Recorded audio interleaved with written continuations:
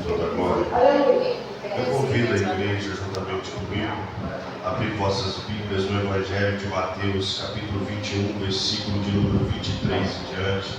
Mateus, capítulo 21, a partir do versículo de número 23, vamos ler alguns versículos. Quero desde já agradecer ao Eterno por mais esta muito rica oportunidade, a qual Ele concede de poder ser apregoeiro da tua santa e gloriosa palavra. Deus abençoe a cada um dos obreiros, a cada um dos irmãos, o meu filho Leandro, que me acompanha essa noite. Deus abençoe. Todos acharam a palavra? Mateus capítulo 21, a partir do versículo 23, diz assim: E chegando ao templo, acercaram-se dele, estando já ensinando, os príncipes dos sacerdotes e os anciões do povo, dizendo: Com que autoridade fazes isso? E quem te deu tal autoridade? E Jesus respondendo disse: Eu também vos perguntarei uma coisa. Se me disserdes, também eu vos direi, com que autoridade faço isso? O batismo de João, de onde era? Do céu ou dos homens? E pensavam entre si, dizendo: Se dissermos do céu, ele nos dirá: Então por que não crestes? E se dissermos dos homens, tememos o povo, porque todos consideram João como profeta.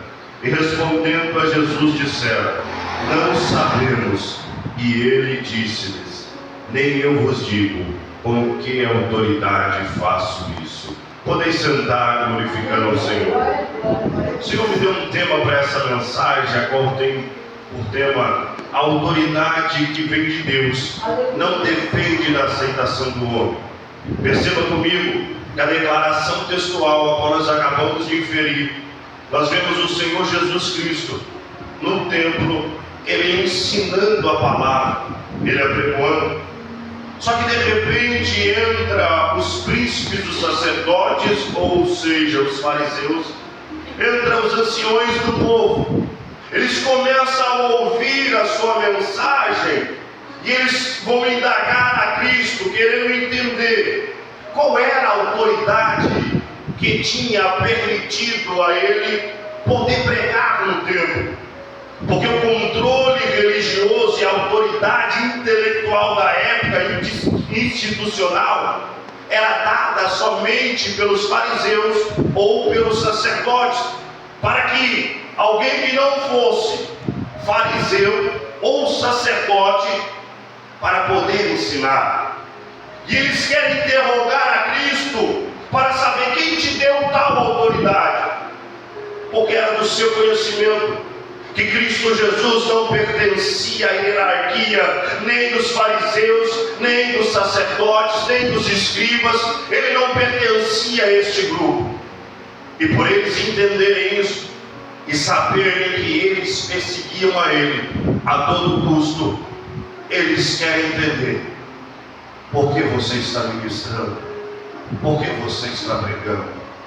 Um fato interessante que me chama a atenção é que, devido à sua cegueira espiritual e física, eles não conseguiram entender que Jesus não era simplesmente um rabino, um mestre, como eles viam, que somente o povo, que somente uma classe inferior, que somente aqueles que não eram intelectuais que o seguiam, porque a percepção dos fariseus era que somente os que não tinham conhecimento seguiam a Cristo. Mas um fato interessante é que somente aqueles que tinham seus olhos e ouvidos espirituais puderam contemplar que de fato era o Rei da Glória, que de fato Cristo Jesus era a autoridade máxima a qual estava lhes chamando, a qual estava trazendo o Evangelho da salvação, o Evangelho do Reino. Aleluia!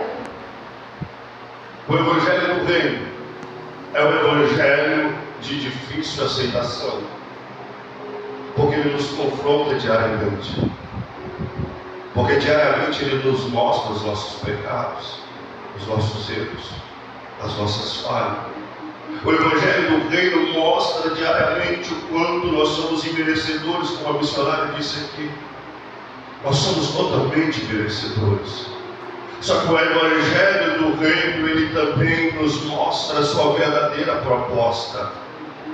Agora, a missionária disse: aquele que era santo, o Cordeiro Imaculado, o Cordeiro Pascual, oferecendo-se como sacrifício vivo por cada um de nós, para que nós tivéssemos uma certeza: continuamos sendo pecadores, continuamos sendo falhos, continuamos sendo imerecedores, mas a graça de Cristo Jesus nos alcançou, e esse imerecimento que nós tivemos atribuído pelo seu favor nos trouxe uma certeza: se andarmos com Ele, se caminharmos com Ele, nós estamos buscando a nossa salvação dia após dia, porque sem a presença do Espírito Santo nós não podemos nos entregar ao Evangelho do Reino, porque o Evangelho do Reino confronta a carne. Aleluia.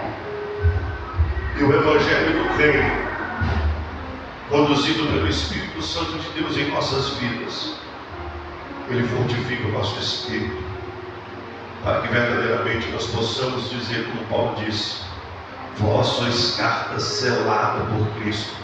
A carta que é selada, ela tem um remetente, ela está dizendo que ela pertence a alguém, ela tem um dono. E o nosso dono é Cristo Jesus. Nós somos a noiva do Cordeiro. Este selo que nos cobre é o selo do sangue precioso carmesim, que foi derramado na cruz do Calvário, nos dando a liberdade, nos dando a salvação, nos tirando da condenação. E perceba que eles não poderiam perceber, porque a perspectiva que eles tinham era: ele não é da tribo de Levi, então não é sacerdote. Ele não colocou-se junto com os fariseus, pelo contrário, há um confronto diário entre os fariseus e eles. Então ele não tem autoridade para estar exercendo esse chamado. Só porque eles não entendiam que Jesus não era sacerdote vindo da linhagem levítica, porque tanto o sacerdote como o sumo sacerdote tinha que ser da tribo de Levi. Só que o que é interessante é que mesmo que fosse o sumo sacerdote da tribo de Levi, ele tinha um período, ele tinha um tempo determinado, como todo ser humano, uma certeza: a morte iria encontrá-lo. Mas Jesus, ele não era da linhagem levítica, ele era da de Melquisedeque, ele é Senhor e Rei, ele é sumo sacerdote, mas também é Rei, ele é o príncipe da eternidade, ele é o Alfa e o Ômega, e o seu reino nunca terá fim. Só que por eles não ter a compreensão que verdadeiramente era o Mashiach prometido que estava à sua frente, eles nunca entenderiam quem realmente era essa autoridade. Aleluia! Esse apreço que nos foi concedido e que nós fomos coroados para ter um entendimento quem é Cristo Jesus, e nós temos a certeza que nós desejamos servi-lo, que nós desejamos estar com Ele, for atribuído em nossas vidas pelo glorioso Espírito Santo, que nos convenceu do pecado, que nos convenceu a esta graça, for através do Espírito Santo de Deus. Porque se nós não tivéssemos dado crédito, como Isaías disse no capítulo 53, e quem deu crédito à nossa pregação? Jesus pregou, e eles interrogaram: com que autoridade faz isso? Quem te deu essa autoridade? O fato interessante é que o Senhor, ele é tão sábio, que ele vai responder a pergunta deles fazendo outra pergunta. Do mesmo jeito que o Senhor fez com Jó. Quando Jó chega no capítulo 38, ele quer questionar a Deus o porquê da sua existência. Ele não questiona, obreiro Luciano, o porquê da prova não, mas ele questiona o porquê da sua existência, o porquê da sua vida.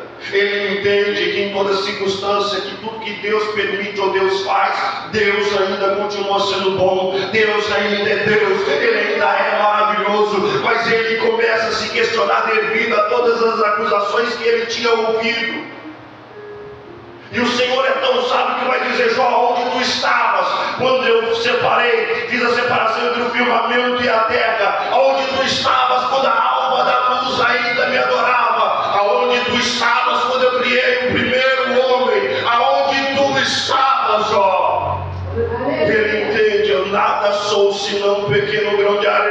no meio da imensidão deste vasto mar, ele compreende: Senhor, tudo que o Senhor fizer é perfeito. E veja que Jó, quando ele tem essa compreensão, o Senhor aparece na forma de um redemoinho e fala com seus amigos: volta até Jó, é hora de orar. A perspectiva deles, eles iriam orar, mas Deus disse: não, Jó vai orar, porque ele é meu servo.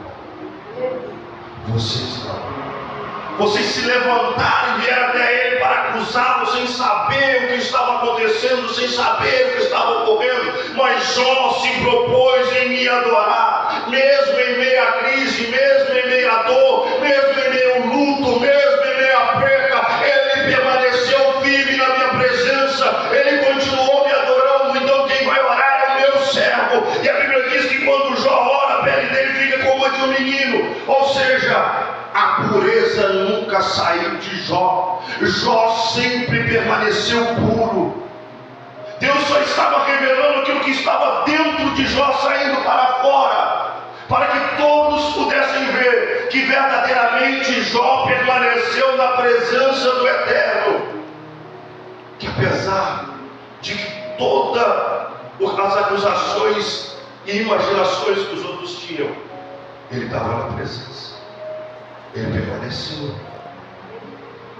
Não era conforme a vontade e o querer deles, mas era conforme a vontade e o querer de Deus. E o Senhor deixa o relato agora a eles: se vocês me responderem, o batismo de Jó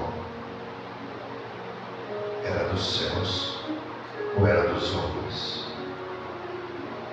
O fato interessante é que eles entendem o medo lhes assombrando. A Bíblia não declara, mas eu começo a conjecturar, missionário, que eles tinham certeza de onde era o batismo. Só que ela prova o que eles temiam. Se dissermos que é de Deus, ele vai dizer: então por que não crer?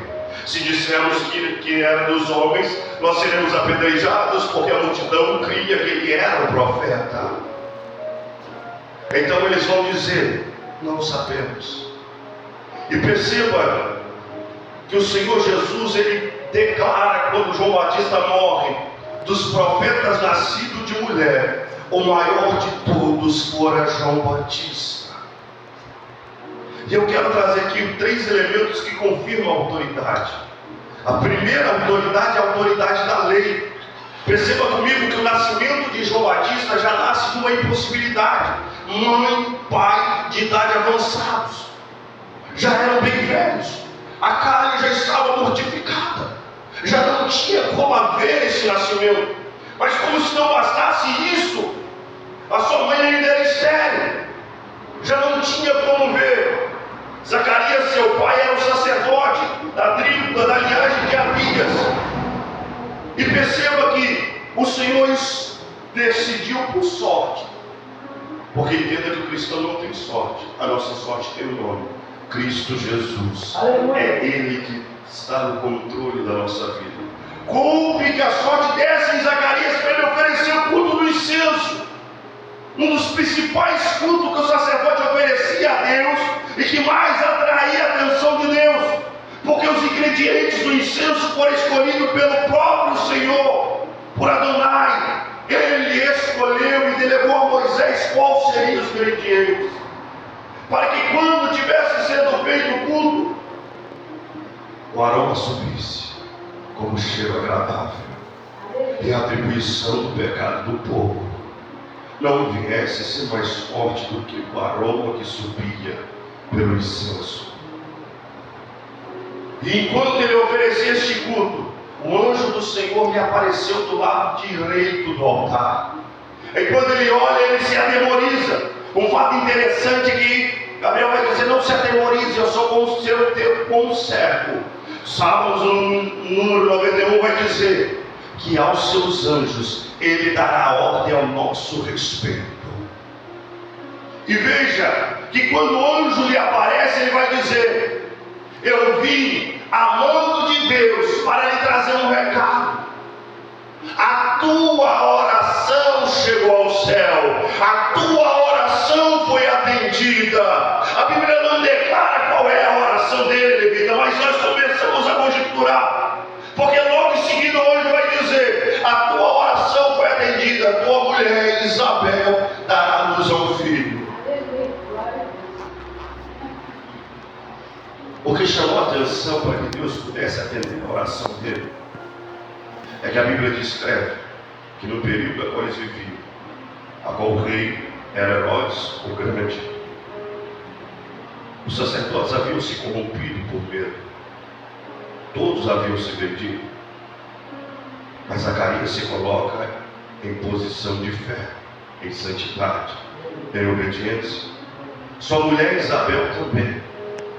E perceba que por essa fidelidade o Senhor lhes dá uma certeza: vocês serão coroados com o filho da promessa, a qual o profeta messiânico, o profeta Isaías revelou: vós que clama no deserto, ide e preparai o caminho. Perceba que o primeiro ponto da autoridade de João Batista era a própria lei, filho de sacerdote. Ele já vinha de uma linhagem sacerdotal, segundo o costume judaico, segundo a lei judaica, segundo a Torá, ele teria que ser sacerdote e filho de Isabel, filho descendente das filhas de Arão. Perceba, todo sacerdote vinha da linhagem de Levi, e da linhagem de Arão vinham os saduceus e os sumos sacerdotes, a autoridade máxima dentro do sinédrio, a autoridade máxima dentro do templo, a qual detinha toda a autoridade da Torá. Ele, pela lei, ele já tinha toda a autoridade sobre a sua vida. Ele não futuramente poderia não ser somente um sacerdote, mas poderia se tornar um sumo sacerdote. Só que o fato interessante é que muitas vezes nós pedimos